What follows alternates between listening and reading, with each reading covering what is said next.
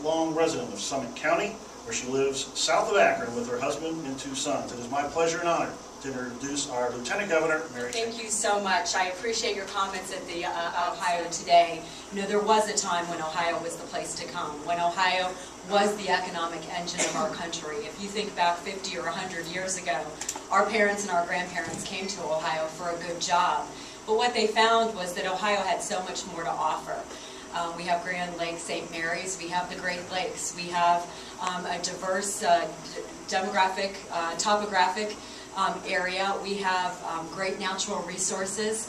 Ohio has so much to offer, and I think most important of what we have to offer are our people. We have great work ethic, we have great people who live in Ohio. And quite frankly, I think if you look around today, many would suggest that Ohio isn't that same place. I think we have the same things to offer, but we're not necessarily the place to come, the place to be. And that's what we're trying to change in Columbus. We do understand that change is difficult, but we also recognize gaining. Our population is growing slower than other states. In fact, I heard the governor say yesterday that Texas grew faster in a few short months than Ohio has grown in 10 years. And we need to reverse that trend. And again, that's what we're trying to get done here in Columbus. We understand that we have limited time to make the change that is necessary to make Ohio business friendly again, to make sure that jobs come here and stay here. We understand that there is a short time to act, and that's why I think you see us acting with a sense of urgency in Columbus since we took office on January 10th. We want to retain, we want to re-energize, and we want to reclaim Ohio. That's really what I hope you will see when the budget is introduced next week. Taxes do impact what business owners do, what decisions business owners make. They're not going to come here if we continue to have high taxes. They're not going to stay here if their cost of doing business is higher here. We cannot tax ourselves to prosperity. We cannot balance this budget with a tax increase. We have to modernize government, transform the way government operates. Yes, there will be cuts, but we cannot afford a tax increase in Ohio. If businesses can't make a profit here, don't have net income, they're not going to stay here. And what's the impact of businesses leaving? Obviously, they take jobs with them, but it hurts our families, it hurts our communities, it hurts our schools. Everybody is impacted when a business closes its door. Everybody is impacted when that business leaves Ohio. So you are going to see that we'll continue the tax cut that you just received in January in the upcoming budget, and there will not be a tax increase, but you will see a reform agenda to transform our state and make Ohio competitive once again. We need to tear down the barriers that are keeping us from being successful. Government's too expensive. Government regulations are too excessive and oftentimes are duplicative. Government needs to respond quicker to businesses. We use the term government needs to work at the speed of business, not at the speed of bureaucracy. And everything that we do, we need to keep that in mind. And in fact, that is, I hope, what you're starting to see a little bit of coming out of Columbus.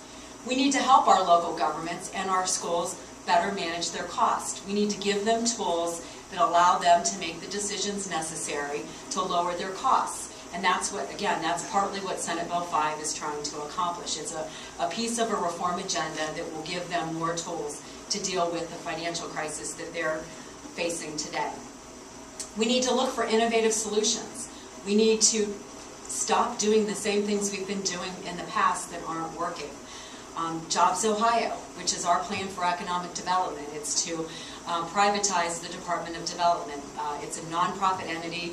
The bill passed the legislature, was signed by the governor. It's an innovative solution to a problem that we have in Ohio. Again, we need the Department of Development to react and respond at the speed of business, not at the speed of bureaucracy. Not just about attracting new businesses, it's about keeping the businesses that we have here. There will be announcements coming out soon about other major corporations that we've been working with that will make decisions to stay in Ohio because of incentives that we're able to offer or the way that we're responding to the needs and the requests that they have. And it's so important to keep those very long-term businesses, successful businesses who employ thousands of people in Ohio. Again, we need innovative solutions to our problem. The 21st century demands that government works differently than it has in the past. This is the time to make those changes. Again, I mentioned the budget and budget cuts. We are doing as much as we can from a reform perspective, looking at every state agency, looking at how every operation of government functions, making improvements there, saving costs, cutting costs to balance the budget, but we're not going to get there with reform items alone. Again, there will be budget. An alarming statistic that I heard recently is that if we do nothing about Medicaid spending in Ohio, Medicaid spending will go up 49%.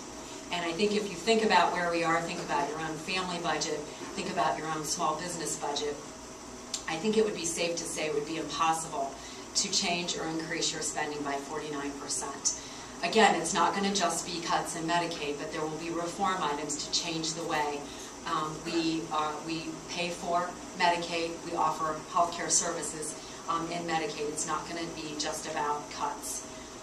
We need to create more jobs in Ohio. When we were on the campaign trail, I'll never forget a visit that we made to Wilmington, Ohio, and the thousands of people that lost jobs in Wilmington. And we spent some time at a food pantry there, and we asked the question, you know, you've got neighbors helping neighbors, community members helping community members. What is it that we can do to help you? And they said, we want a job. We want an opportunity for a good job. They didn't want a handout. Sure, they needed short-term help. But what they ultimately needed was a job. And that's how we're going to save our state. The rising tide does lift all boats. And so by creating more jobs and providing those opportunities here, Ohio can be a great state. The governor signed recently our CSI initiative, our Common Sense initiative, which is regulatory reform in Ohio. His first executive order, he placed me in charge of CSI, and then we codified the executive order. The bill was passed and signed, and we're really excited to be a part of an initiative that I believe will transform the way government operates in Ohio and interacts with our businesses. We have 4 key principles that we will remember with every step that we take for regulatory reform. Regulation should facilitate economic growth.